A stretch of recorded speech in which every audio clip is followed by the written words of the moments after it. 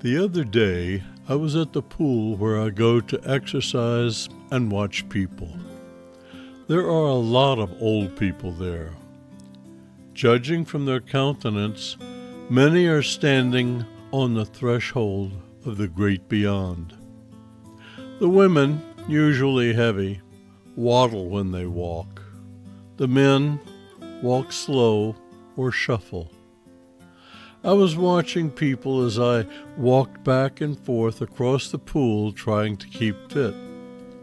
I looked at one old dame and thought she was probably a real nice-looking lady about 40 years ago. One old gent was bent over with his cane and shuffled as he walked. Sometimes I carry a cane, which I had made for two purposes. One to help me keep my balance as I walk, and the other for defense should I ever need it. It is 2025, and I am now 78. Although I am getting old, I am still able to walk on level ground, and I still stand erect, fairly. As I looked at all the old people, I realized that we have something in common. Aging. We don't walk with agility and strength of youth. Most of us can't see without our glasses or hear without our hearing aids. Our memories take vacations when we try to have conversations, and ambition and dreams of what could be have abandoned our thoughts. I was reminded of a handful of scriptures in the book of Ecclesiastes, which was written by King Solomon. King Solomon inherited the throne from his father, David, who was the mightiest king of Israel. David taught Solomon to seek wisdom and knowledge and how to hear from God. When Solomon became king, the Lord asked him what he would like as a special gift. He didn't desire to be a mighty man of battle like his father, and neither did he ask for great wealth like so many kings want. Instead, he asked the Lord to give him wisdom. The Lord liked his request and told him that he would be the wisest man in the world. He wrote the books of Proverbs, Ecclesiastes, and the Song of Solomon. In Ecclesiastes 12, verses 1 through 5, in his senior years, Solomon writes about the problems that the elderly encounter as they age. I will read the 5 verses and then go back to explain what they are saying. Remember now your Creator in the days of your youth, before the difficult days come, and the years draw near when you say, I have no pleasure in them. While the sun and the light, the moon and the stars are not darkened, and the clouds do not return after the rain. In the day when the keepers of the house tremble, and the strong men bow down, when the grinders cease because they are few, and those that look through the windows grow dim, when the doors are shut in the streets, and the sound of grinding is low, when one rises up at the sound of a bird, and all the daughters of music are brought low. Also, they are afraid of height, and of terrors in the way. When the almond tree blossoms, the grasshopper is a burden, and desire fails. For man goes to his eternal home, and the mourners go about the streets. Let's look at those verses again. Verse 1. Remember now your Creator in the days of your youth, before the difficult days come, and the years draw near when you say, I have no pleasure in them. Hey, if you want more content like this, then please click the like button. Thank you. He is warning us to remember the Lord when we are young, before the difficulties of life overwhelm us. As we age, different kinds of difficulties come. The children have left the nest, and we rattle around in our homes, remembering the sound of children playing and the squeal of laughter. Those days are gone. We no longer enjoy life as we did. Loneliness creeps in and becomes our companion. Verse 2 continues, While the sun and the light, the moon and the stars are not darkened, and the clouds do not return after the rain. Those days were bright, and we had hopes and plans for our family. We looked forward to the future. But now, not so much. Sometimes we experience depression.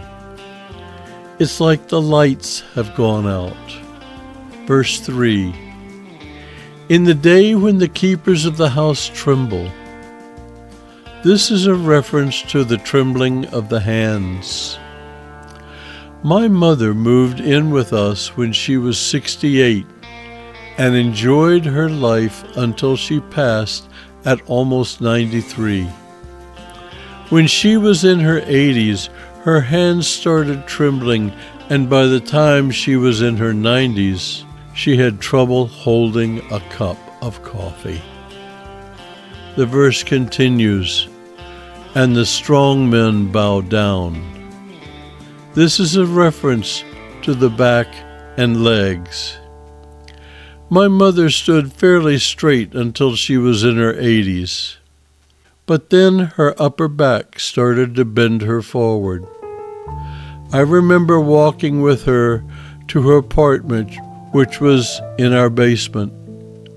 Her old legs were bowed so much that she didn't even come up to my shoulders.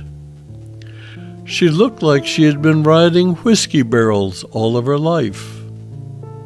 Continuing with verse 3, When the grinders cease because they are few. This is a reference to our teeth. Today, our dental care is much better than in our parents' day. Both of my parents and Judy's had false teeth, but we still have our teeth thanks to good dental care. I believe that we are among the first of our generation to make that claim since the beginning of time.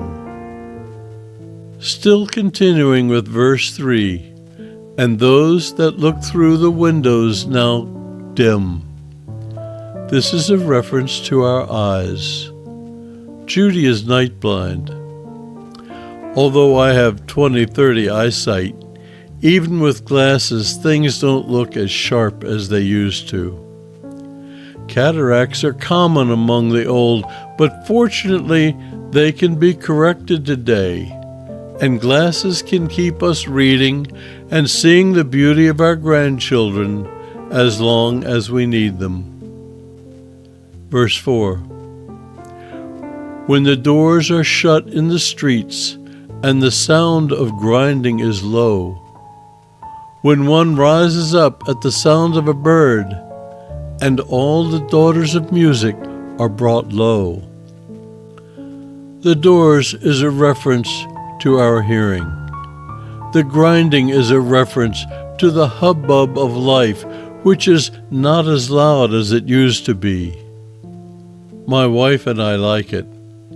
We hate going to loud restaurants and being around noise. Fortunately, we can take our hearing aids out of our ears when it gets too bad and enjoy the quiet. Oddly enough, certain sounds like a bird chirping will get our attention, but I just realized we don't listen to music like we used to. Strange. Or maybe not. Now, down to verse 5. Also, they are afraid of height. As we get older, we do become afraid of height. Our balance is the problem. Falling is a fear. Judy fell and broke her hip, which still causes a lot of pain. Continuing. And the terrors in the way. When I was 20 pounds heavier, I had some muscles. I was not too afraid to walk on the street. As time moves on, my muscles atrophied, and I am not as confident as I once was. Judy is frail, and we both have a fear of falling or crowds. I continue. When the almond tree blossoms, the grasshopper is a burden. I must admit, I don't understand this passage. But then, 2,900 years ago, this had more meaning than it does today. But this next passage I understand. And desire fails. I can look back at our youth, and I remember how Judy and I enjoyed each other's company.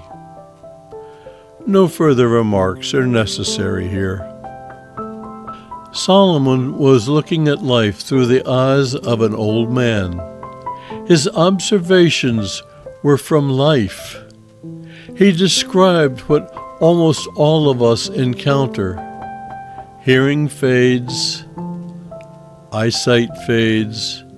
Many have experienced palsy.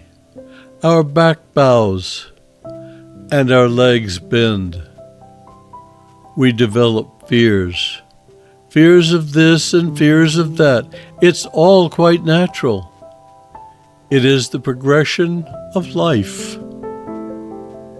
Then he closes. For man goes to his eternal home, and the mourners go about the streets. Death happens, and then life goes on. I am afraid this phase of life leaves us with little to look forward to. Nothing, actually, except we can hope for a quick and painless death. We both know where we are going, so that there is no fear about dying. We are all but a vapor, and then we disappear. I hope you clicked on the like button. If you enjoyed this video, then please share it with someone and subscribe if you haven't done so already. These things cause the YouTube algorithm to send these videos to more people. Thank you for watching. I genuinely appreciate it.